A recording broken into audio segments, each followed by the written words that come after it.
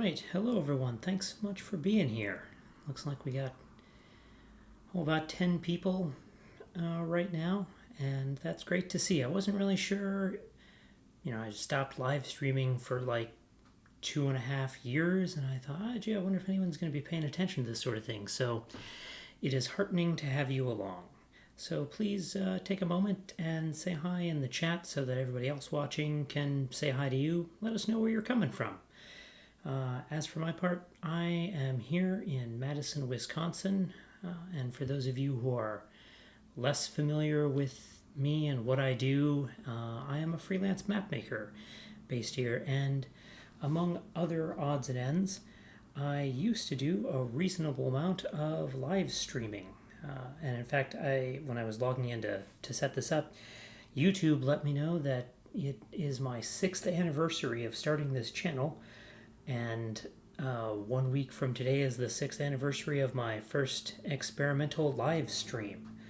So it's not something, as you can see, doing 18 of these in 6 years, it's not something I do on a regular schedule, but after a long absence, I'm interested in maybe coming back to it. So this might not be my only one this year. Hello, Kate.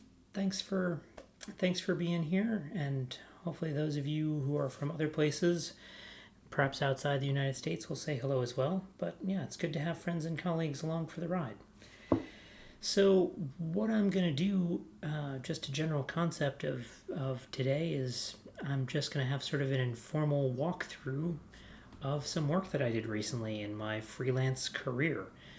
And specifically, I'm going to be talking about some maps that I did for this book, where they were kind enough to mail me a preview copy, Into the Ice by Mark Sinnott. And let me switch my view over here, see if I remember how this live streaming stuff works. Oh, hello, Caroline. Good to have you here. Also, as a side note, for those of you who are less familiar with the live streaming thing, there is a time delay between what you say and when I see it, because basically everything I'm doing is being broadcast to you about 6 to 10 seconds after it happens. So my replies will not be instant, but should be good enough here. So the maps that I'm going to be looking at here, I did 3 maps for this book, and I haven't seen them in print yet. So they sent me a preview copy of the book. Here, but this was just the text. This was all set before they contacted me to see if I'd be interested in doing this mapping work. And so just as a quick overview here in Adobe Illustrator, I'm gonna show the 3 maps that I ended up making.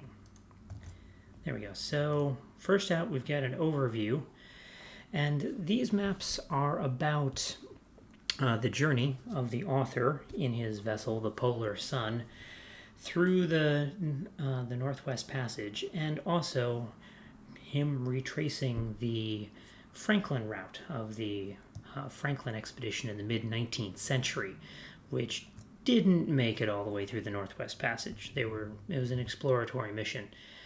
And unfortunately, most people didn't make it back from that. But his book is about retracing that route and completing it. And so we have an overview of the Canadian Arctic archipelago, and then we have some detail maps showing many of the small island passages and straits and bays that they went through. And then zoomed in even further, we've got King William Island, where they did some overland explorations and some archaeology and finding some human remains and some cairns and things. Not only this group, but archaeologists have searched around for the remains of the Franklin expedition. So that's sort of the general context of what's going on with these maps. And I don't know if any of you are subscribers to National Geographic magazine, but they actually did a story on this guy's expedition, the Mark Sinnott's expedition and the Franklin expedition, a while back. Let me find the images about that. So yeah, here's Here's a picture of the 3-page spread from the magazine done by Soren Waldjasper, whom some of you might know from the NACIS community. And he's a friend and a former student of mine, and so I was able to pick his brain a little bit to get some data so that I didn't have to, for example, take a scan of the magazine and georeference it to get these routes of where the Franklin expedition and where the Polar Sun expedition went. He already had that in a shapefile, so that saved me a little bit of time, and all the clicking and such, and that's struck me as one of those interesting ways that they talk about networking being very important in professions. And oftentimes that advice is about, it's who you know and they can get you jobs and things like that. But it's also about just making your job easier sometimes, even if you don't want a different job, right? Other people are going to be able to give you advice or give you files or point you toward data. So those connections pay off in lots of ways. And connections is one reason I do these live streams too. Just as a way, sitting here at home in my office, I can, connect a little bit in a little bit of a different way with all of you in the cartographic community and vice versa. So speaking of that, check in on the chat here for a minute. We have folks coming in from Germany and Said Morocco. So I assume somebody with the name Said Morocco is from Morocco. So thanks so much for coming in from all around the world to watch me talk about these cartographic things. This is great. It's another nice thing about doing these. I go to the NACIS conference in North America, usually meet mostly people from North America, a few from Europe, etc. And now I see people from Austria, from Brazil, right? From Nevada. So I also get a chance to connect with people from outside of the normal group that I potentially connect with. So that's pretty great. So what I plan to do is just, I don't have a specific, order of operations here. I'm just going to talk about how these maps were constructed. And for these maps in general, for my cartographic workflow broadly, I start in QGIS because I'm on a Mac, and maybe I don't know if it's changed, but for a long time, Esri products were, ArcGIS and such were only for PCs. So I learned QGIS for that particular reason. So here I have some of the GIS files pertaining to the second map in the spread. This one here, zoomed in on the Canadian Arctic. And my general workflow that I follow is, I pull in my shape files and my vector and raster data here, and I get it projected the way I want, but I actually do most of the rest of the cartographic work in Adobe Illustrator and Adobe Photoshop. And that was the workflow that I was taught when I was a student at the University of Wisconsin. And it's also one that I know a lot of other cartographers follow, though certainly not all. You could do all this stuff in QGIS if you wanted to, or an ArcMap if you wanted to. I'm just less familiar with sort of the graphic design-y side of how to do those kind of things in those programs. So in this case, I was pulling in, I believe some natural earth data just to get the landforms, and I pulled in some sea ice data, and honestly, I don't quite remember where I got it from. It's been a couple of months since I started on these maps, but one of the things that comes into the story of the that they're trying to tell in these maps is, the reason they're going along some of these routes is because there's ice in the way. They can't just sail up through the Viscount Melville Sound here, for example, because it's covered in ice most of the time. Although certainly those things are changing with climate change. But there's still Arctic ice, and so I thought that would be important to show. I didn't actually get a lot of, I made a lot of the decisions myself about what kinds of things to show here, because like a lot of my freelance mapping clients, they've got a few things they want to point out, but a lot of the rest, the style, the focus, a lot of the rest can be up to me as the cartographer. And I like it when I get that freedom, and usually that works out well, and I make something that the client is happy with. So I decided, let's put some ice in there. That'd be a good idea. And plus, I certainly saw that, as an inspiration. Whoops, let me pull that up again. Looking at that Nat Geo map, I saw that as an inspiration there too, and Soren put some ice in there, and I thought that certainly makes a lot of sense to explain why the routes are where they are. So I got some ice data, got some landforms, and I got the ship routes as these shapefiles and a few other points of interest from Soren and from talking to the client about the specific places that he wanted to point out. We had some email back and forth saying, show this bay, show this strait. It's very important that we mention where Franklin's ships were wrecked. Things that come from the book, right? Which I must admit, I did not read the book. This is pretty typical of the kind of work that I do. I work with a lot of people who are doing books, and just there's not enough time to read the book for me to decide, what I think the good spatial story is there. I rely on the authors broadly for that, because they're the ones who know. They've been writing forever. They have a sense of what they want to highlight and what somebody who's reading the book is going to want to see. It's going to want to, turn to a map and try and look up that name and where it is, that kind of thing. So, I pull in these data, and shortly thereafter, I kick them over to Illustrator and Photoshop. And that's mostly what I want to talk about here, are the different layers that I constructed and the styles and things. So I'm going to take this map here, the first map in the whole setup here, and I'm just going to break it down layer by layer here. So first off, I've got some land, and I've got a little shaded relief going on in the background. And for that, I use a program which maybe is familiar to some of you called Edward. And you might notice in the upper right corner here, I got a little keystroke, stroke capturer. So if I'm doing any shortcuts in Illustrator or anything, and you're curious about that, what buttons am I hitting to do this or that, they'll show up there. Edward is a program that makes shaded relief. It uses machine learning to simulate sort of mid to late 20th century manually painted relief that was extracted from Swiss topographic maps. It was trained on, here's the elevation model, here's the relief that somebody made out of it, and then eventually develop the parameters so that the machine learning, the AI, could do it itself if you give it an elevation model.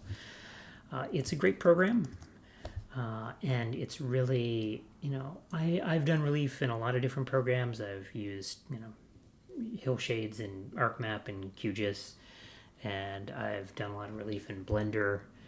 And Edward gives me just another tool, a different style for that. I'm looking for some data I want to pull in there to make a quick relief.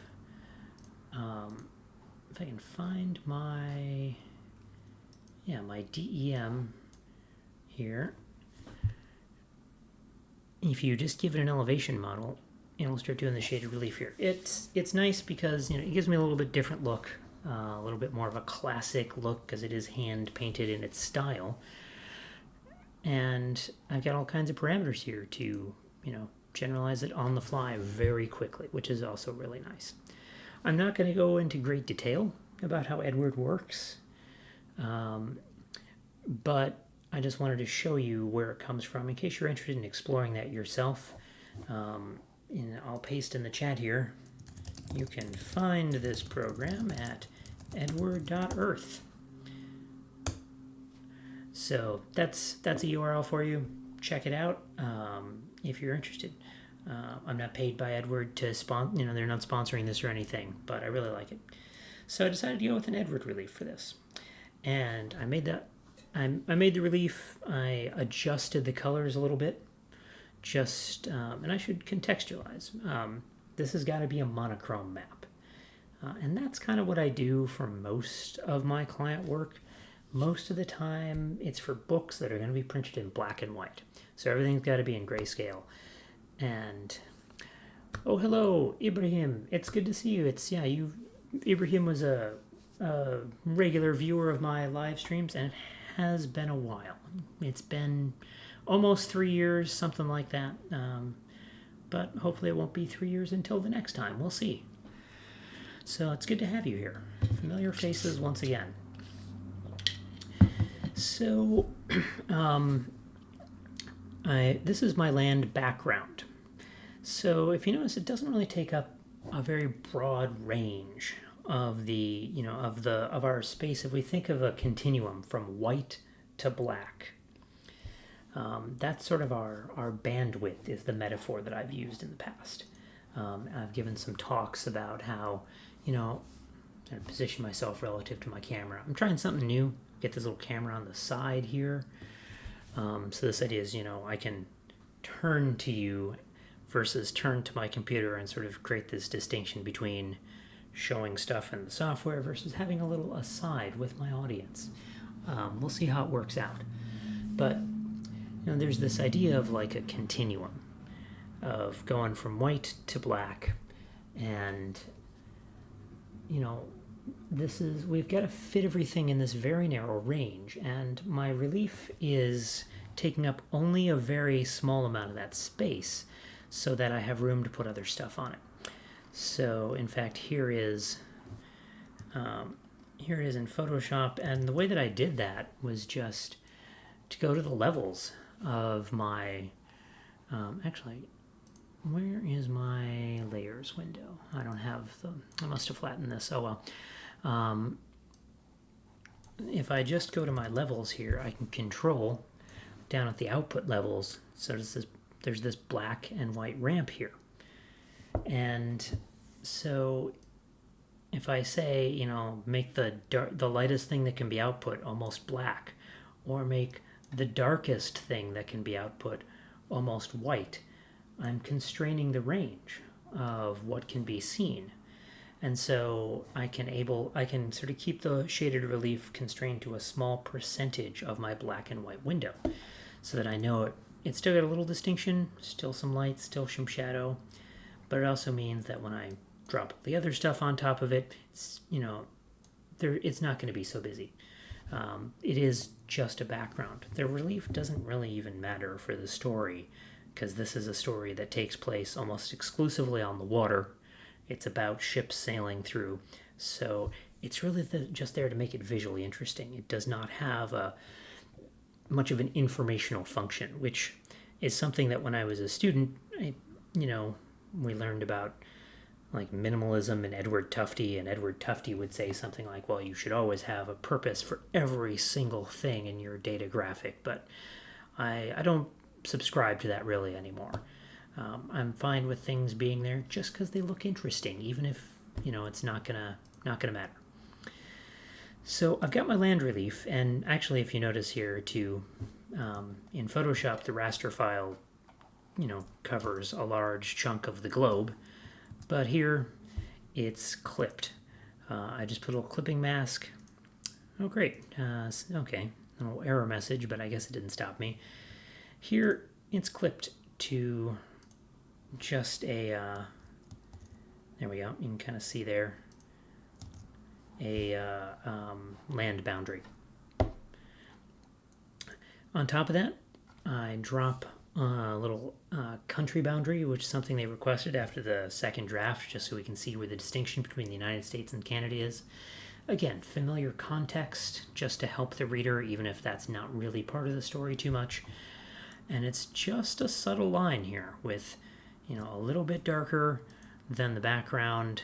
And I also, lately I've been trying out this thing where I give my country boundaries 2 strokes. So if I go into the appearance panel, I can see that I've got one stroke that's 75% gray, and another that is 25% gray and blended in with the multiply mode. If I drop that stroke, the darker stroke is a little harder to notice. This second stroke brings attention to it, but it doesn't make things too much darker. And if I had made this single black stroke, or not black, dark gray stroke, 4 points wide, I could do that. And now it kind of stands out enough that, looking at the overview of the map, you can tell there's a border there. Your eye will be drawn to it.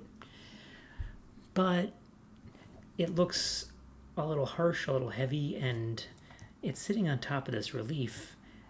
And it almost looks weird that you see all the bumps in the relief, and yet this line doesn't seem to react to that relief. It's all flat. And so I wanted to keep it thin, so that you don't have that flatness of the line and the bumpiness of the relief competing too much with each other and looking oddly juxtaposed. So to solve that and still bring attention to that little line, I just have a faint little stroke. And again, even the extra stroke, if I turn off the middle stroke, now that's almost too light to be seen. So they really need each other to function.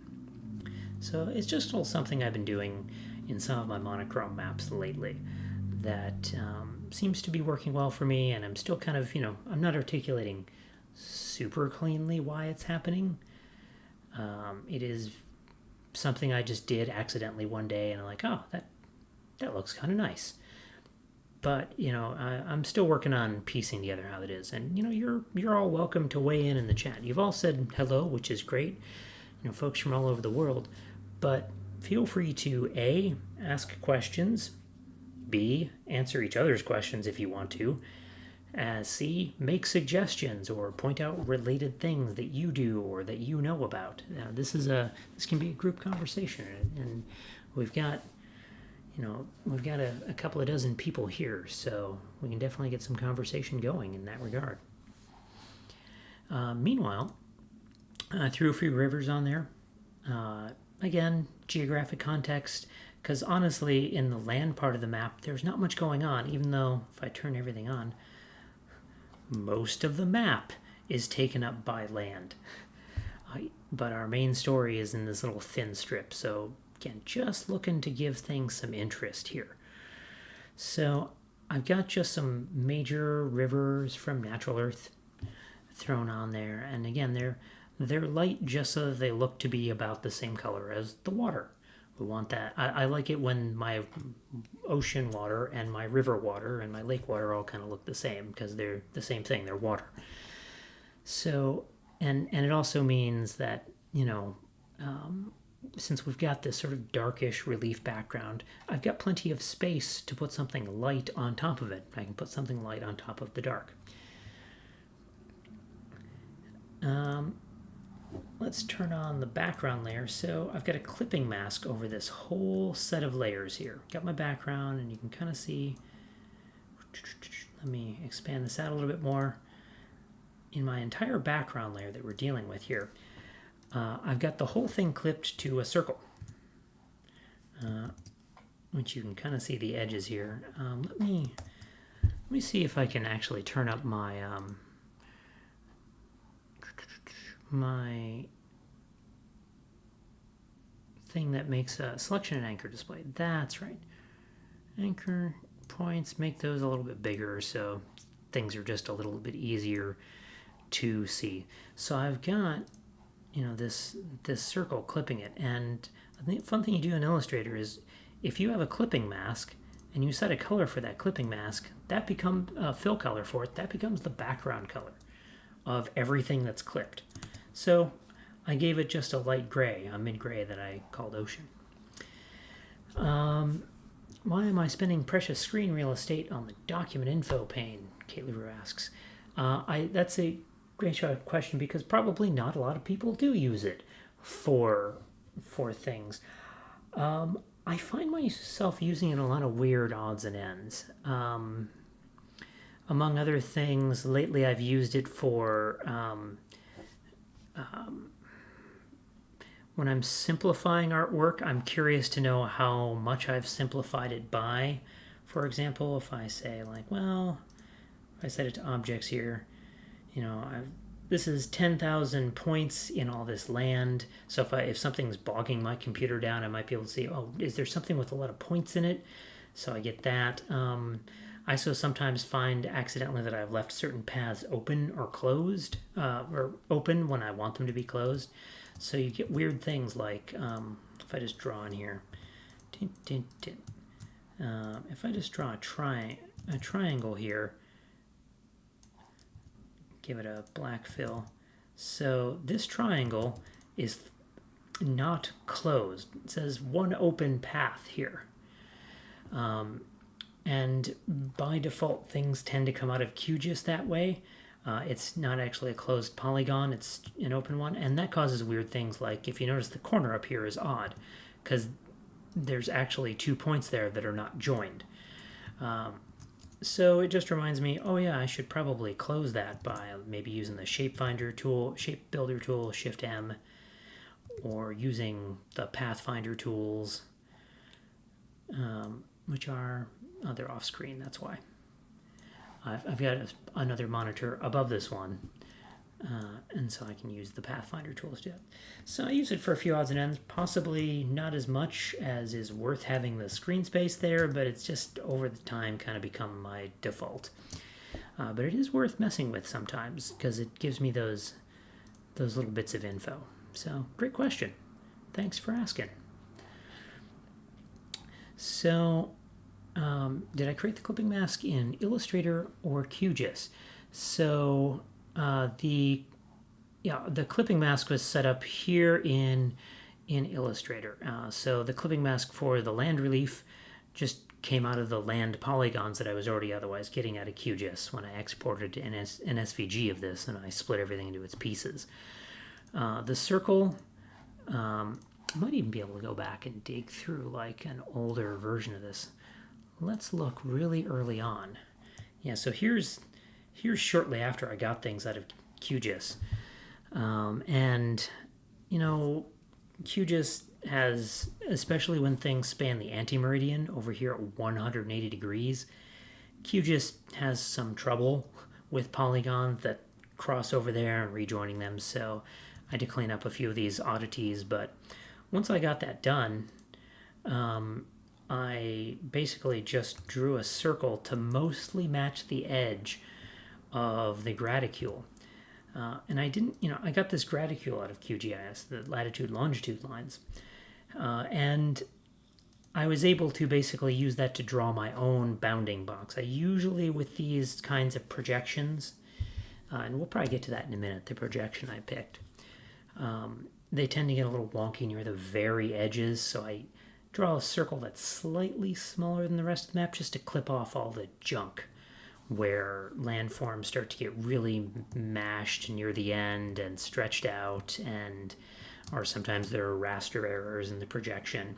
So I just drew a circle that captured almost everything and set that up as a clipping mask for the entire group. Here is it's the first item in the group, so when I hit the clipping mask button, it's going to think for a minute because I got some effects on it.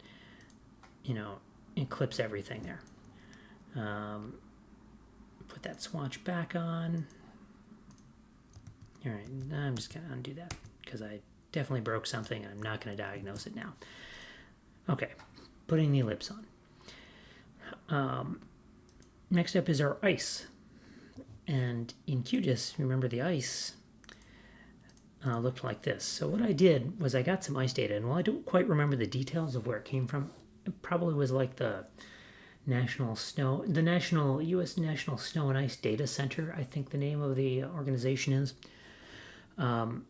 What I did was I got ice information for the year-round for the year that the polar sun journey happened, or for the months that the polar sun journey was happening, because I had the start and end dates. And I simply looked. It was a whole bunch of rasters. I think it was like once a day or once a week. And I just composited them. And QGIS did a little analysis to answer, okay, what percentage of that whole time was there ice there? So during the journey, in these lighter pixels, there was ice all the time for the whole journey. And in some other ones, there was never ice, and then in between. So I'm kind of subtly, without really saying so, describing this sort of ice fraction. And I want to show in Photoshop here how I got it to look like this little fragmenty, broken up bit.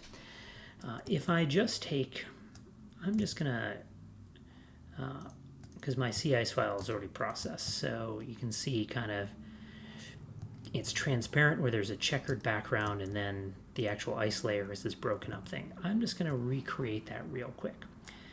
So if I just take, to make this simpler, I'm just going to quick screenshot things.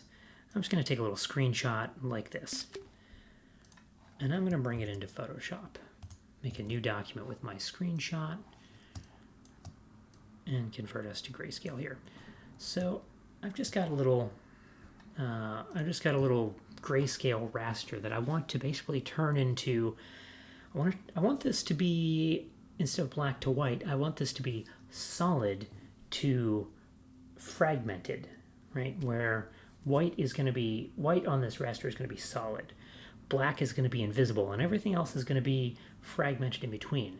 And there's already a mode in Photoshop that works like this, and it's called the dissolve blending mode. So what I'm going to do is I'm just going to make a new layer. And I'm going to fill this with the color black. Just an arbitrary color. It doesn't really matter what I pick. Actually, to make this a little bit easier to see what I'm going to do, I'm going to fill this with like some really colorful something or other. Let's fill it with, I'm just looking at some panels that are up above that you can't see. Let me bring that down here. I'm going to fill it with this red color. So, great. And what I'm going to do is I'm going to put a background behind it that will make, I don't know, another color, light blue for fun. Okay, so I've got a red layer, light blue layer, and I'm going to take this whole thing here, this thing that I'm going to call it sort of my modulator, the thing that controls, that I want to use to control these other two layers. And what I want to do is have it take the red layer and make it partly invisible. So I'm going to set up a mask down here, a layer mask for my red layer. And I click on the mask and I say, and I didn't say that I did this, but I selected everything and I copied it with Command A and Command C in this background layer here. And now I'm going to paste this in place right here in the mask. That's right, it only works if you hit Alt first while clicking on the layer to go in the layer. There we go, now it's pasted in the mask, the opacity mask. So this controls now how transparent the red is or not. Areas where the mask is white, fully opaque. Areas where the mask is black, fully transparent. So we can partly see the blue background underneath. But it's just an opacity right now. It's just sort of like glass getting more or less translucent. I want it to be fragmented. And so what I can do is change the blending mode here from normal to dissolve. And what Photoshop instead does is looks at the mask and says, all right, read this as a percentage chance of making something invisible or opaque. So if it's white, it's got a 100% chance of being opaque. And if it's black, it's a 100% chance of being invisible. And if it's anywhere in between, it's still going to be just opaque or just invisible, that pixel. But it's going to roll a die and pick one. And so now I have made this fragment. So now it's getting a little bit more like what we see in the final result. And the last thing I usually do with this is that I'll apply the layer mask, or right click on it there, make it, burn it into the image. So now this thing actually is just, the pixels have been deleted so that there are some pixels that are there and some pixels that are gone. And then if I go to the median filter, actually, no, what I need to do first is I need to blend this with another layer of a different color. So I'm going to take these two layers and I'm going to merge them together with Command E.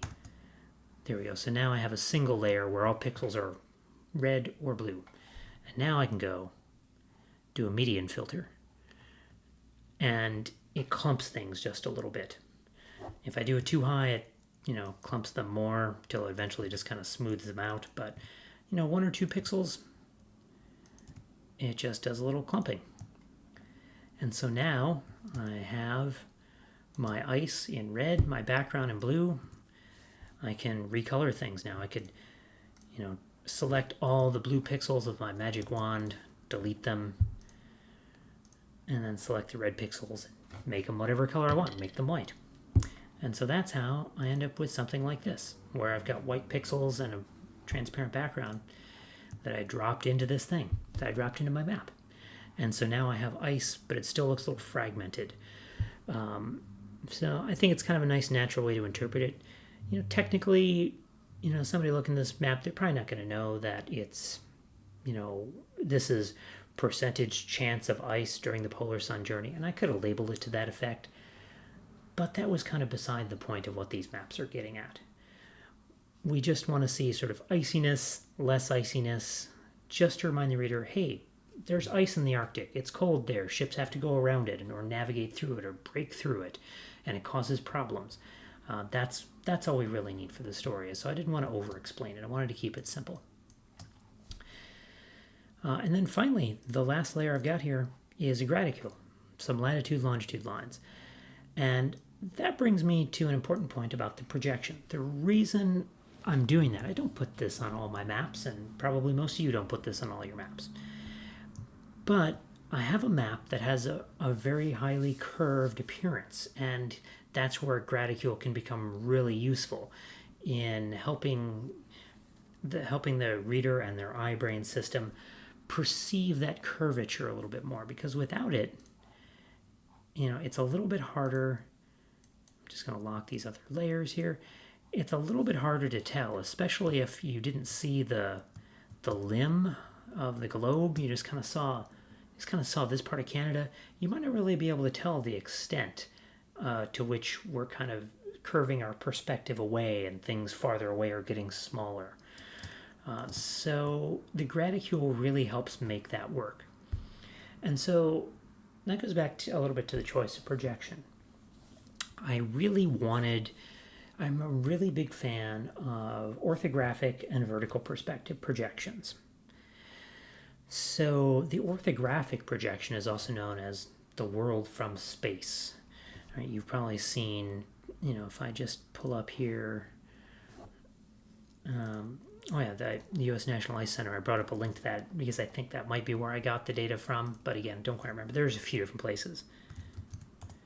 But if I go to Wikipedia, orthographic projection, orthographic map projection, there we go. It is what the Earth would look like from space. See if they've got another couple of, they just have sort of a flat on view, but it looks more impressive, obviously, when you curve the globe away a little bit. So I like using those because they are, I think, they're dramatic and immersive. Right? They really give you this perspective of, I'm on the space station looking down at the planet, even though this is way too far away for the space station, right? It's I'm out in space, I'm looking at the planet, and it really, I feel like, gives you a powerful sort of, almost like this is the theater, this is the stage upon which this is happening. So I think, especially for a book that's going into the popular hands, right? And these maps are going to appear at the beginning of an epic story. I feel like that's a really fitting thing to do. And I really draw a lot of inspiration from a couple of cartographers active in the mid 20th century. Richard Eads Harrison. I'm going to pull in a few of his maps down here. Richard Eads Harrison did a lot of these kind of projections in his maps that he drew for magazines, like especially Fortune magazine, and started doing a lot of these things in World War II. The world is at war. Americans want to know in their magazines, what are these places that our troops are being stationed in all the way around the world? Because all the fighting was happening outside of the United States, largely. So, he created these very dramatic views so you could understand, and sort of frame the drama of these wartime stories. So Richard Eads Harrison is a big inspiration to me in that regard, as is Erwin Royce.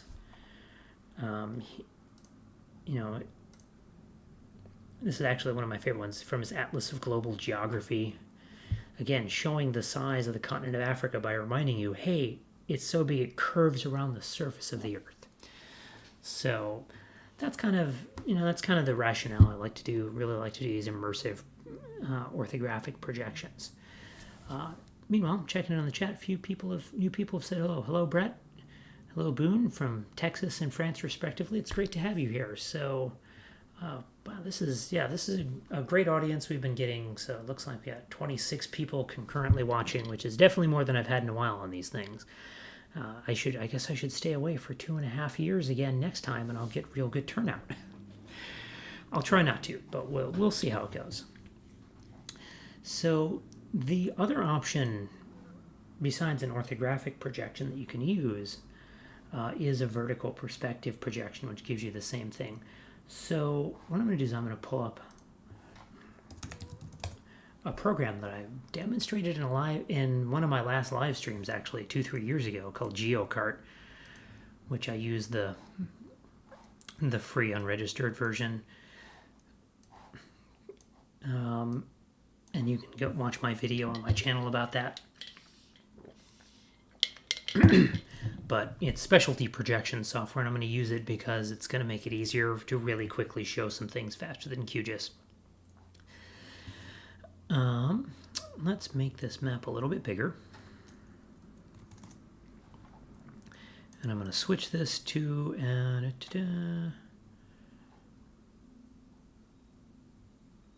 orthographic. And I'm going to set the center like that. Okay, great. So we'll zoom in a little bit here so you can see. All right, so we've got this globe view, but the problem is, what if the curvature only really starts to come in if you're looking at a large percentage of the Earth, because you have to get pretty far from the Earth to start seeing a lot of, for this kind of curvature to show up in an orthographic. But with a vertical perspective projection,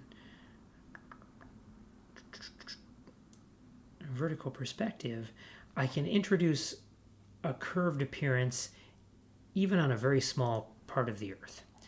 Let me make this bigger again. The map size in this program always changes as you're working. It's a little annoying. So, projection parameters. If I say, what does the Earth look like if I'm only 1,000 kilometers off the surface? Now you can see there's this huge curvature introduced. You can see how all that level of curvature getting into like Eastern Europe over the Atlantic to, or Western Europe and Eastern North America. Now I am showing a small area with a lot of curvature. So sometimes, I'll do that and introduce a little bit of this sort of, you're not looking at, so in this view, you're not really looking at the whole Earth from space very far away. You're looking at the Earth from just a few thousand kilometers up, just enough so that I can make Alaska and Greenland curve away dramatically. So that's a little bit about the rationale behind the projection. So layers-wise, we're going to skip this next one. We'll come back to that blurred background. Also, how are we doing on time? Man, I've been going on 45 minutes and I've hardly covered anything. So next up, a little globe lighting. Did you notice how I turn that on and off? Parts of central Canada get a little lighter, get a little dark, the rest gets a little darker. All I've got here is an ellipse, just a circle that matches my boundary circle. I'm gonna turn this up. All I did was draw a circle and set a little gradient in it where I made one part white and the rest black and have a transition between that. And then I just set the opacity to screen for the whole layer. Is it? No, I set this thing to. Sorry, I set the ellipse to screen. And screen is a blending mode that means if something is black, don't worry about it, ignore it. If something is lighter than black, use it to lighten what's underneath. So all the parts of the ellipse that were black, those don't count. Just that lighting part shows up. And then this effect is a little bit too strong, so I just cranked it down to 40% opacity. So there's just a little bit there. I don't even know if it's going to be noticeable when the whole thing prints. We'll find out. But it's a subtle cue, again, to remind people of the curvature. And I didn't do any mathematical calculations here to figure out where would the sun be, what is the exact curvature that should happen. That's something I probably could have done if I did a little digging and some math and such. But it's not really necessary. This works well enough to give that globe impression without being perfectly mathematically accurate. So, we don't need to make it too complicated.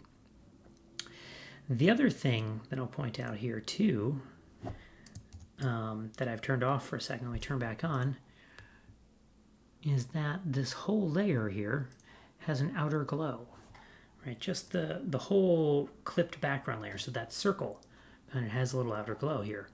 Just a little shadow being cast here. And this is to pop it up from the page a little bit. But also, it's a little bit like the limb of the earth, the atmosphere. That's a common technique that you'll see people do when they fake these orthographic views. If you had a black background, for example. If I was doing like an Earth in space thing, I'm going to put that right there. If I had a black background and we were looking at the Earth in space, and then I made that blur light instead. Let me go to the glow, normal, white. Yeah, see, that's like a little atmospheric glow kind of thing. So just a fun idea to throw there at you. Let me pull all that back out. All right. I don't want to go super late. I don't want to go hours and hours, so might speed up a little bit. Checking on the chat. Hello, Em. Thanks for joining from Australia. Thanks for spending part of your Saturday morning with us. It's good to see you here. So a few other odds and ends. Got some points of interest. These are again from the client, specific things they wanted to point out, as well as some contextual cities. I got the routes again that I mentioned that I got from Soren, and then we got some text. A few labels here and there. They had a typeface for me, the one that they had already picked for the book. So I said, well, hey, what are you using on your chapter headers here? Things like that. And let's use that. And I had never used this typeface before. It's called, select my type, pull up the character panel. It's called Write Pro.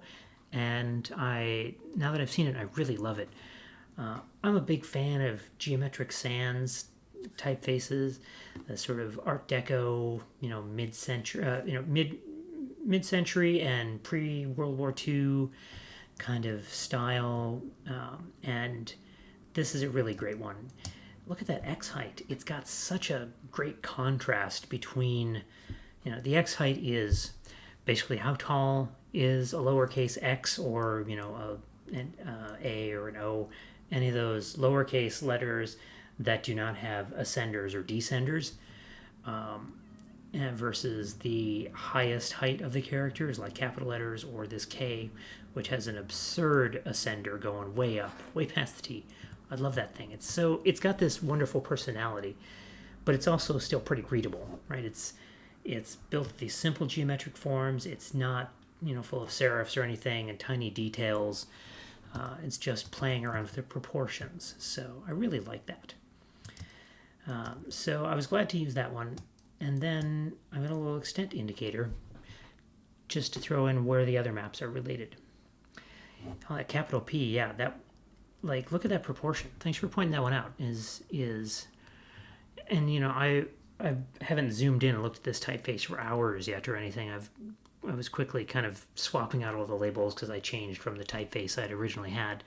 Yeah, look at the proportions on that P. It's mostly the bowl of the P with just a little bit of a stem there. It's kind of fun. I don't know if that's the right terminology. I know typographers have like bowls and stems and stories and tittles and crossbars and all these things that apply to the different anatomy of a Latin typeface. And I've learned some of those words, but not all of them. So there's this gap here. And the reason that I have this gap, and the reason that I have this gap also in the label for Perry Channel, and the reason Victoria Island's not centered, some of you might guess why this is. It's because this is a 2-page spread in the book. It's going to go across, more than one page here, so there's going to be the gutter in the middle. That's what we call the space in between. So I have to leave a big clear space. That is, I forget how wide it was supposed to be.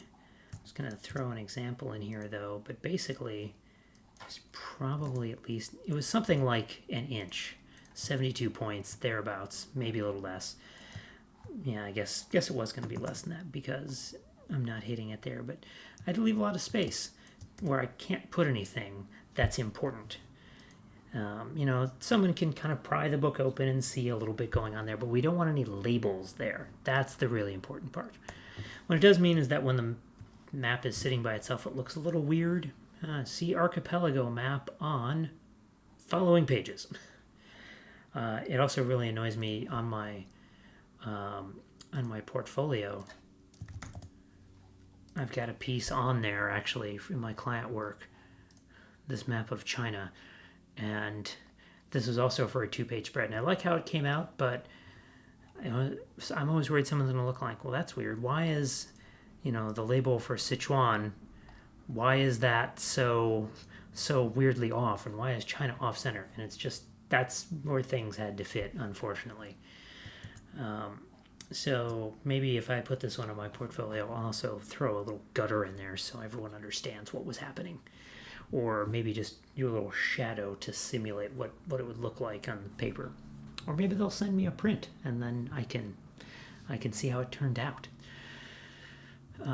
If I had it to do over also, I kind of think I should have maybe made the Arctic Ocean label follow the graticule more. Something like that, except spaced appropriately to, now it's crossing the gutter, but I think in retrospect, it looks a little odd to have it curving like that and the graticule underneath not curving that way. So it's done now. Worked on this on and off for a couple of months at various back and forth rounds. So I'm not going to change it at this point, but that is something I think about. So one other thing that goes on in this file that I want to point out, and I know this has been kind of a high-level overview. I'm not necessarily talking about here's how to do this thing or that thing, and I've done that in some other live streams, but I feel like there's value in these by just giving you some inspiration of, you can Google things, you can look at tutorials on my blog, other people's tutorial. Now that it's mostly about what I find valuable in these is knowing that something is possible. Now you have the idea, then you can look up the technical details of how to do it. The harder part is getting the idea, at least for me. I have this background blurred layer, and if I turn it on and off, you notice my labels get a little lighter. But other things are happening too. Notice that the ice gets fuzzier. So a technique I learned a long time ago from Joshua Stevens, who worked for a long time with satellite imagery at NASA. Now he's with Esri, but one of his main jobs, he worked with a lot of remotely sensed imagery at NASA. And the thing about satellite images, they were very busy, right? Buildings and roads and forests and everything, things are constantly changing underneath those. And if you put text on a picture like that, it gets really hard to read, but it gets a lot easier if you just blur the background underneath it, right? Even if I do something, so if I just go like if I just take Google Maps for a minute, right, and I just get a little satellite picture. So I do it on not satellite things, but it's really valuable in satellites specifically. So I'm just going to drop this image here in Photoshop and give you a quick idea. If I just have a label of something, and I'm going to make that bigger, and I've got this label, and I'm going to make it light, maybe a little yellowy. Great. Spelled something wrong. I've got this label, and it's hard to read. I got a blog post about this, about sort of theory of edges. This, basically edges, these zones of contrast where something changes suddenly, are important to our brains to helping identify and features, and also to be able to read things. So we identify the shape of the characters based on the edges, where the background, where all this stuff that I see suddenly changes color to the character color. And those edges, in this case, are competing a lot with all the edges of my imagery. Right, all over here, there's all kinds of sudden changes, from black to green to tan to gray. And so the edges of the labels get lost. But if I remove the edges underneath by simply blurring, now the label is foregrounded, because suddenly it's the only set of sharp transitions that exist in that whole zone. And so attention comes back to it without having to do other things like make it brighter, or put it in a big box, or give it a big thick stroke around it. Those are other common techniques. And it might need several of these techniques at once, but just blurring, just giving a little blur, right? The level of blur, like now it's on a solid background, so it's really foregrounded, but the level of blur can foreground it. And so I use this all the time on my maps.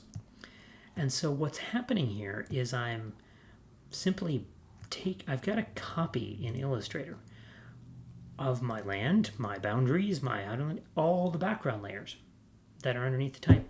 I made a copy of them, and I went in and I said in the appearance panel, I set that effect, just blur, because we have access in Illustrator to Photoshop effects, a simple Gaussian blur of a few pixels.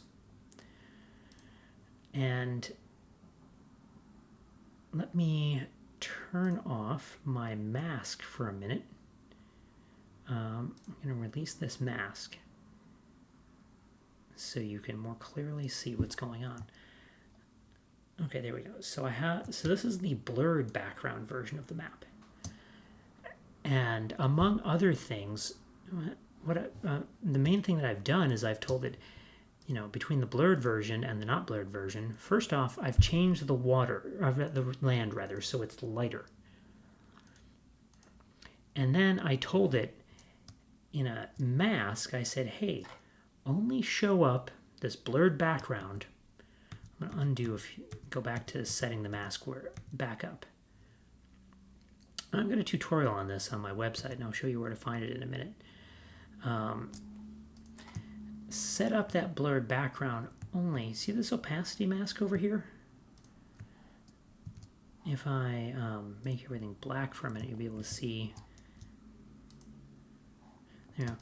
I've got versions of all the labels on there, little soft feathered ones. And I simply told it, hey, wherever those labels show up, that's where we should show the blurred background and nowhere else. And so it blurs just those areas. And also, since the blurred version of the land is lighter, it also acts as a little halo around the land so that there's more contrast with the labels. So that all kind of comes together to make these labels more legible. And especially something like that is really important when we're working in monochrome. This is actually a way more detailed monochrome map than I often do for clients. Most of the time, let me pull up another example of some monochrome work that I've done maybe in the last while. Find a really,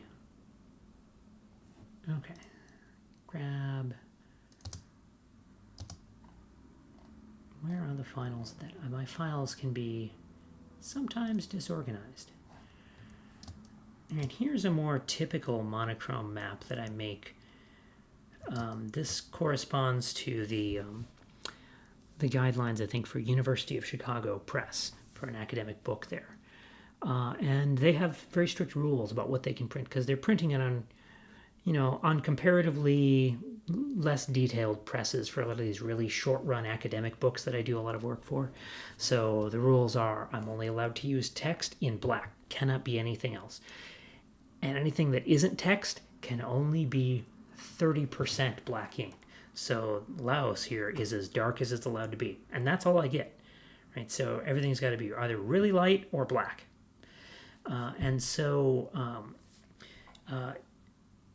The contrasts are very, very important in black and white work. Here, though, I've got all kinds of things that are more in the middle gray. Because looking over this proof, even though I said I didn't read the book, what I did notice is that, there's some photographs in here, and they're actually printing at a pretty high level of detail for a black and white map, or for a black and white book in general. These photos show up pretty well. Let me actually see where I am here. There we go. So I'm looking at now my little monitor here so I know what's going on. So there's a pretty high level of detail that they're able to handle, and so they let me this other press let me get away with some of this, but they also mentioned, hey, we gotta pop the contrast between the dark gray and the light gray. There's still got to be some distinction, and so I made sure to add that little haloing feathered around, that sort of thing. So that's the basic anatomy of one of these maps. And for the start, this was the only map I made originally, because there was that Nat Geo map that I mentioned. Let me pull that up again. Where is that reference materials? There's the Nat Geo map, and I thought, well, that's one map. I can do one map, but this map is way bigger than the pages of the book, and it's printed in color with an even higher resolution printer. So eventually, we decided, especially when the client came back and listed 30 or 40 features they wanted to fit in there, I thought, well, we should zoom in on the important part. And give me some space to label. So that's where this second map came out of. To say, okay, all the different straits, every single one of these straits and islands and everything is something that specifically he wanted labeled because they're part of the story he's telling about figuring out what the route is, because he's retracing the Franklin route, and it's not like Franklin saved a GPS ship track in the 1850s, I think it was, or 1830s rather. It's they're looking at journals and archaeological evidence, etc., to figure out, okay, this is where they went, this is what they said. So these feature names become really important as part of that story. So that's why a lot of them had to be named, and we had to zoom in. And this is also a 2-page spread. So hold on, checking in on the chat here. See a couple messages have come in. Really cool. See your workflow and the techniques you use. Hardly any content about cartography in Brazil.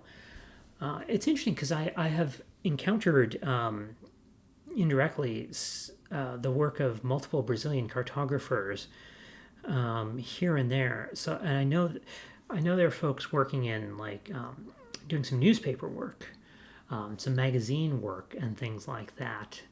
I haven't done a really deep dive into it, but my colleague Carl Churchill, I know, has looked into the Brazilian cartographic scene, and so he might be a person to, find out a way to find out about people who are doing that work. So what I'm going to do is let me pull up information for him to paste in. Then if you drop him a message on social media, he might be able to point you toward folks who are doing cartography in Brazil.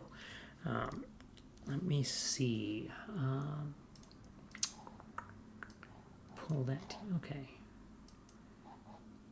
Let me find my search here. There he is. Okay. So I'm going to paste into the chat here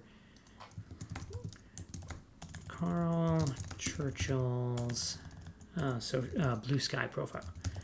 So, yeah, I know a few months ago he had done some dives into archives and seen some people who were working on things. So he might be able to point you toward people who can then, maybe there'd be some Carto meetings amidst people there. That'd be always nice to connect people to their local cartographic scene. So yeah.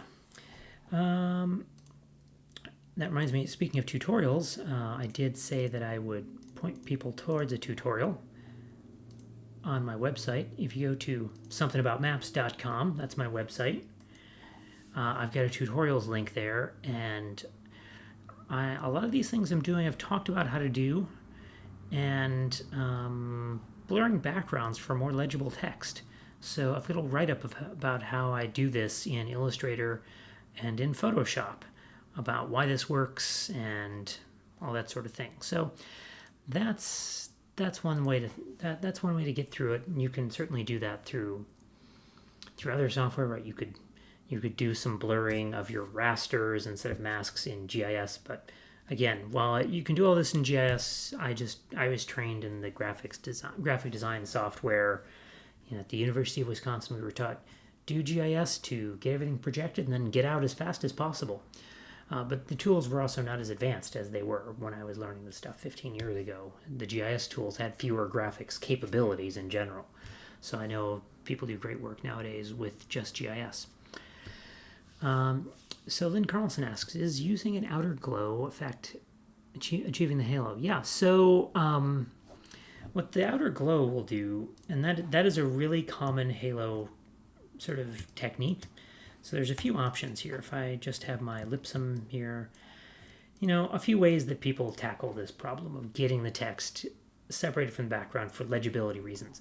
They might put a stroke on the text. Let me set my appearance, add a stroke, set the stroke below the contents of the text so that it's not interfering with the characters. So there's the classic standard halo. You can apply that in GIS as well pretty easily. Another option instead is so halo. Let's get that out of that layer. So and then say an outer glow. So I can say, yeah, give me a white outer glow. Like 100% opacity. Outer glow. Why am I not seeing too much? What's going on there? Hold on, let's make it red for a minute so I can just figure out what's going on. Did I set this to multiply or something? Oh, I see, I blurred it too much, that's why. Okay. Really minimal blur. So you can see if I set that red, but if I set it to, a couple options here. If I set it to white, it kind of gives it some distinction from the background. But if I instead set it to like medium gray, more like the background, it'll kind of softly step on the background instead.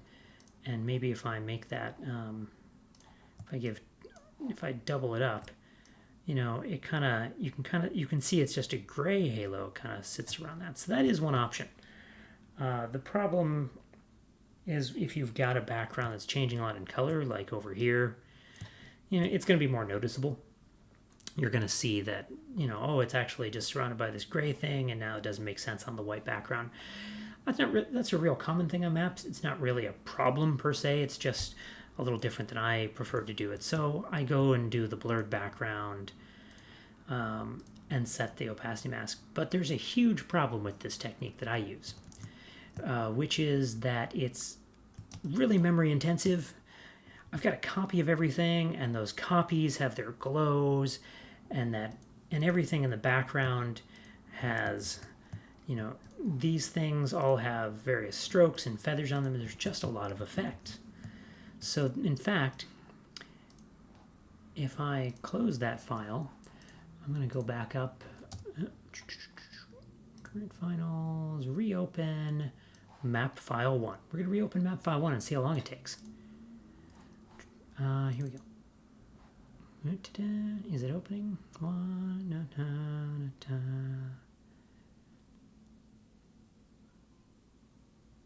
Still going. Using so much memory, I wonder if it's even like interfering with my live stream too. Who knows? Like, because it's taken video RAM to also record my screen and all that. So that's the downside. That just took a while. And also, if I take this Banks Island label and move it, the blurred thing didn't come with it because the copy of the label and the mask didn't move with it. Somebody was just asking me about that the other day. She had followed my tutorial and wanted to know, well, how do you make it automatically move with the labels? And I say, well, you don't. You just have to remember, if you move a label, move it in the mask too. So there are definitely downsides. I think it looks nicer, but it requires more labor to maintain.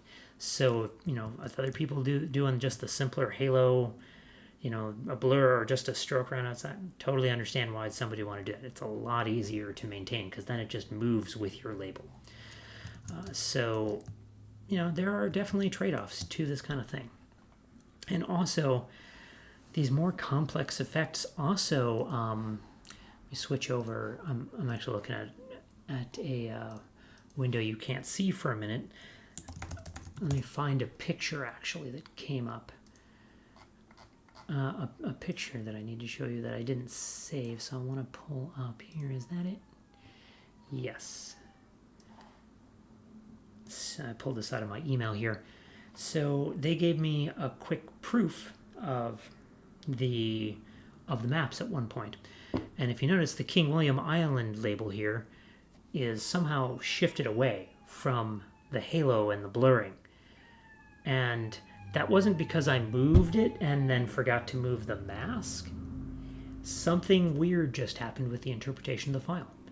Right? I went in, I opened the file, and I said, well, that's funny. It looks fine to me. But something that happened in their press, and they're interpreting the files, getting things ready to print, it got messed up. And we weren't ever able to really figure out what happened. I ended up doing some manual correction to it. But I have colleagues who tell me, hey, don't use those really complex effects. They can mess up. And they're right to warn me about that. I still use them anyway because I think they look nice and I'm willing to take a risk here and there. But, I would say, be warned about that kind of thing. Definitely if you're going to go down this path.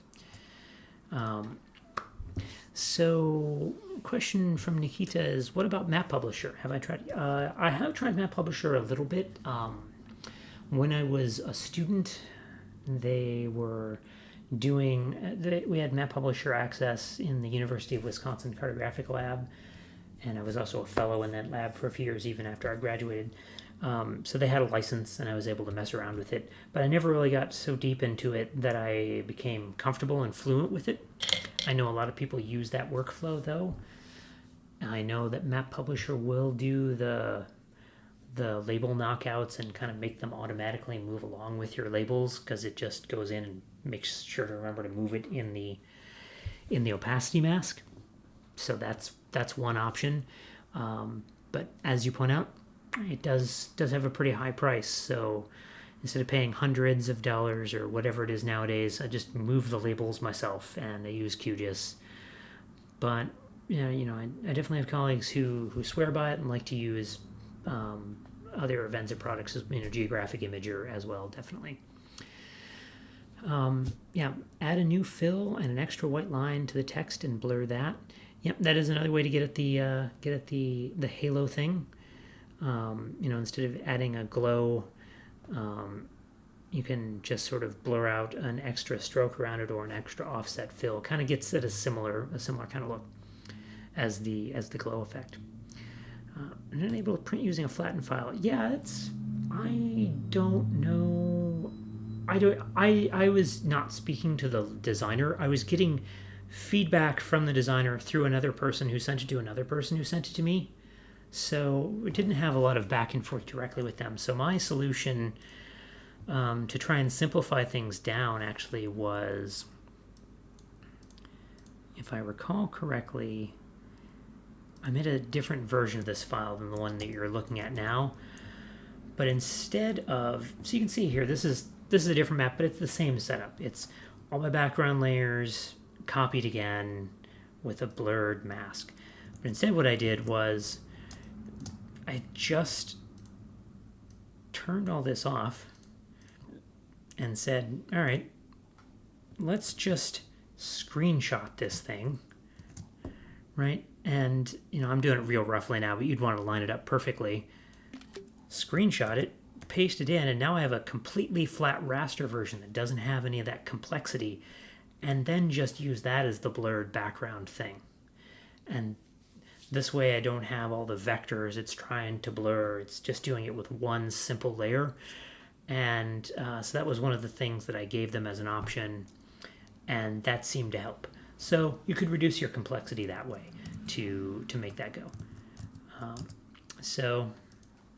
That is a bit of the risk, though. And if all else fails, I could have given them a really, really high resolution raster file. That's what I was sending to the clients. I was sending the clients JPEGs because I didn't want the client who's just looking to see if the map is, is that label right? They don't need all the layers for printing. So I usually just say, here's a JPEG. It's, easy to open in a lot of software. It isn't going to take forever. It's a small file size. And I could have given that to the press people as well, just a really absurdly high resolution one so they wouldn't lose any quality. But that is kind of the stuff about print design, is you got to deal with some of these technicalities here. So that's kind of a breakdown of how these files were organized and some of the thought and theory behind them. Any of you folks have any additional questions? You've been asking some along the way, which is great, but I'm happy to let you steer for the next few minutes as well. And while you point out your questions potentially, I also want to give some plugs. First off, I'd like to thank my patrons over on Patreon, who they're not patronizing me just for these live streams, which is good because I haven't done one in almost 3 years. But they help enable me to do all kinds of this, all these extra things, writing the tutorials, all the little map projects I share on social media, etc. So I really appreciate their support. And if you want to be one of them, you can click the link in the video description and find out about that. And in the meanwhile, also, I'll give a plug to the website. If you want to follow more along with what I do, somethingaboutmaps.com. You can also follow me on social media there. There's a link tree. You can get on my Mastodon, Blue Sky, all that kind of stuff. Or, if you feeling really generous, I try and sell out by selling some prints of my work here and there. If you're interested in putting some of my stuff on your walls, if you want to support my artwork, these are things that I made because I'm passionate about them, because I think they look neat, but these aren't client works that somebody has already prepaid for to go into a book.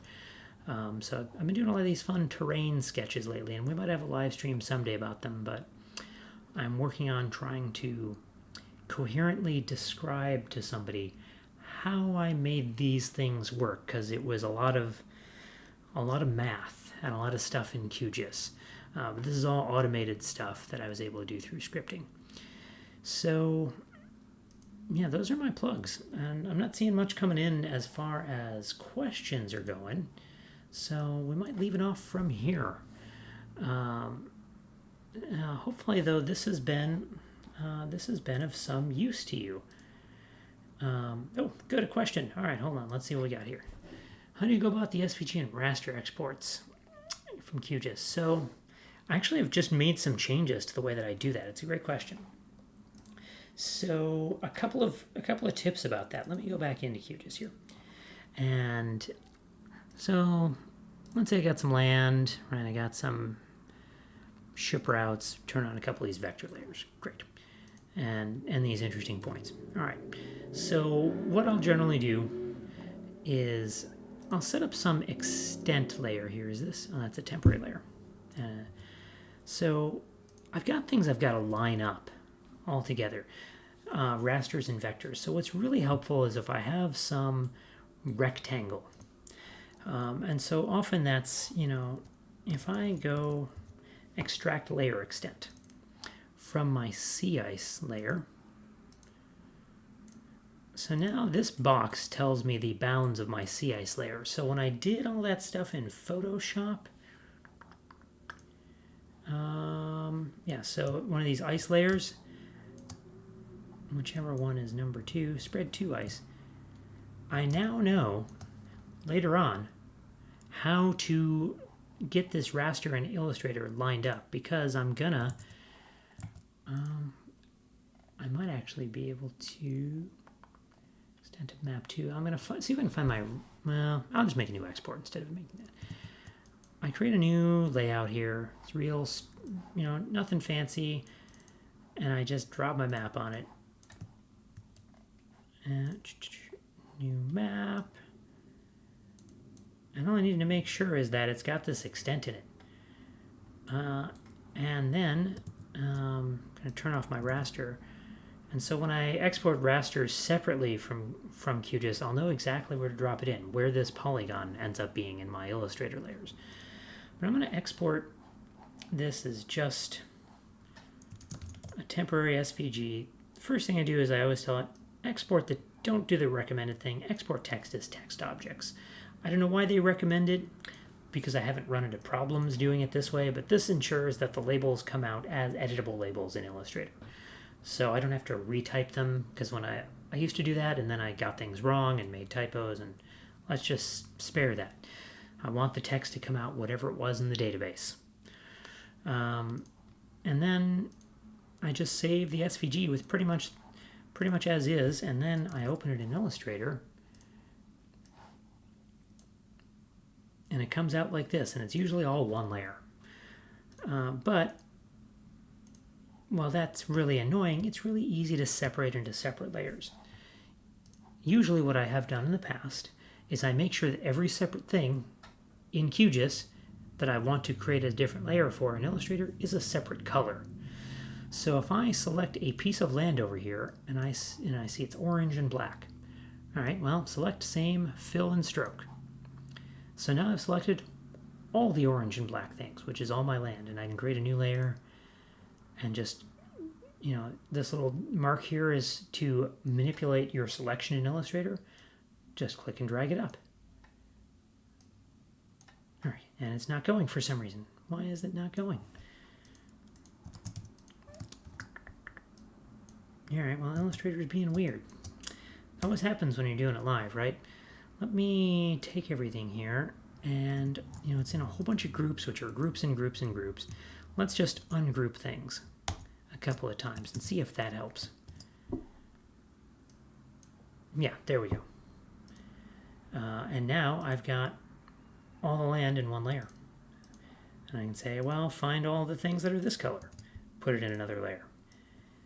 And I've also got a script now in Illustrator that automates this whole process.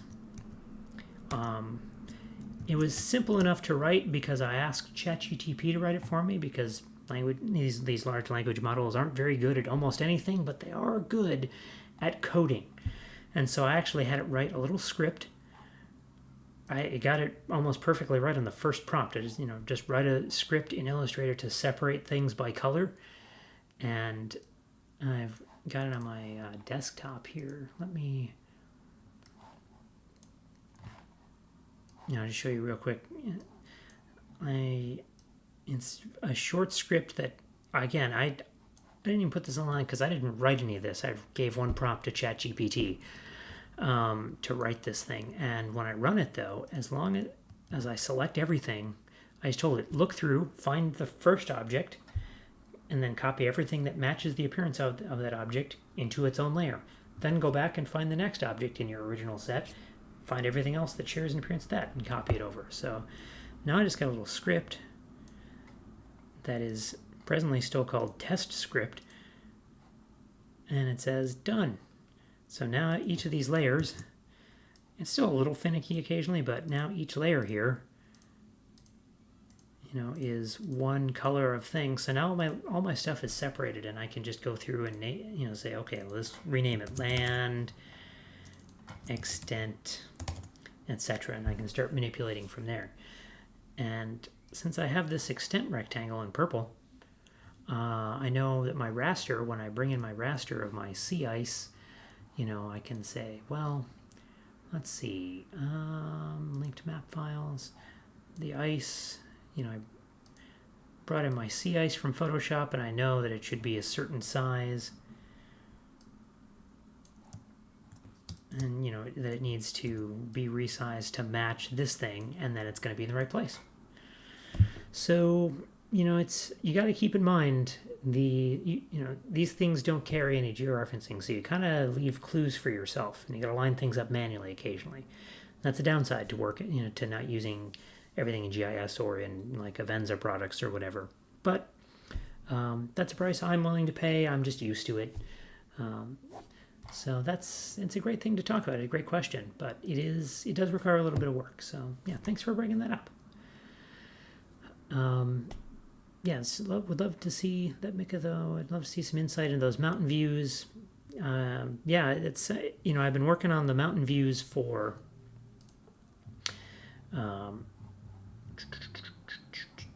let me go back to the prints here. Been working on these for months, and I've got automated hatchering and things like that. And it took a lot of trial and error and a lot of things. I'm still kind of learning my way through what the method is good for and not. And I've experimented again with making some map merch, mugs and stickers and posters and things that you can go find on an Etsy store if you want to patronize me and that kind of thing. But I definitely will be sharing this technique with the community. But explaining it, I just got to figure out how to do that in a way that makes sense. What I'm going to start with probably is I do have a script that if you want to play around with top-down hatchers, I'll paste a link for it.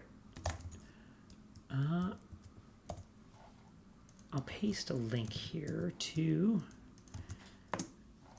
this script. I have a QGIS script that will take a DEM and generate top-down 19th century style hatchers. And I would dearly love for some folks to give me more feedback on it, especially because there are some bugs that a couple of people have reported that I have not been able to fix because I haven't been able to reproduce the problem. So if you're ever interested in, I want to show that window. There we go. Okay. This explains generally how it works. I need to do a more thorough write-up. But definitely give that a try, because that's going to be the first step. Getting this clean, making sure it works. Then the side views of terrain is derived from this stuff. And then once I have, I'm planning on publishing an article about this one. Once I know that it's clean, it works perfectly, then I can work on the rest. But with that, we've been going on about 90 minutes, and we're starting to deviate from our main subject, so maybe we'll save this for another live stream at some point. So thank you so much for being here. This has been great. I wasn't sure what it was going to be like to, go back to live Carto. I haven't really felt like it for a couple of years, but it's been fun to reconnect with all of you and to connect with new people who haven't tuned in before. So keep an eye on my social media. I post there when this is going to happen. So you follow me on Blue Sky, follow me on Mastodon through the links. That's somethingaboutmaps.com. And thanks once again to the people who support me on Patreon. Much appreciated that they can let me take my time off, my normal work stuff to get this done. And with that, I will see you all another time or on the internet. Thanks so much. Bye-bye.